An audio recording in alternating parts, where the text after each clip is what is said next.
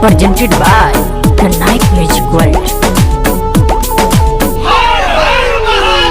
जलवा महादेव हर हर के झीलम में गाजा भर भर के, जलवा महादेव हर हर के झीलम में गाजा भर भर के, खाके भंगिया के गोला माता वाला हुआ भोला नीला नीला गगन ये हुआ है, कैलाश धुआं धुआं है, कैलाश धुआं धुआं है, कैलाश धुआं धुआं है, कैलाश धुआं धुआं धुआं है,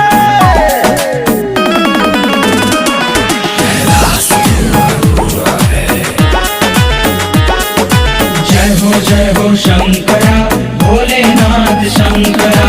आदिदेव शंकरा हे शिवाय शंकरा।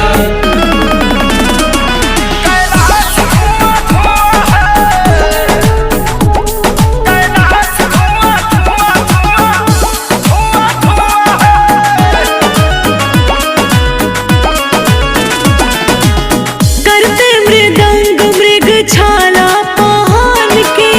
डमरू बजाते हैं जोगिया ये बन के, करते मृदंग मृग छाला पहन के, डमरू बजाते हैं जोगिया ये बन के, जाटा में रखते हैं भोला गंगा को अपने बांध के,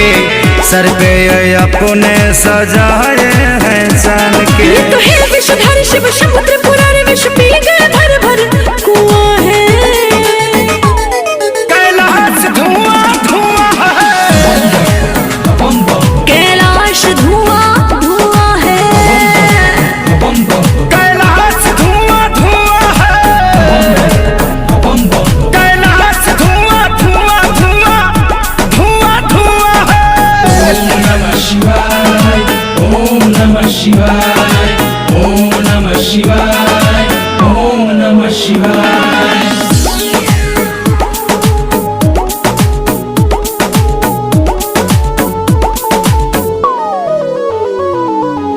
ये है कैलाशपति दुनिया के राजा,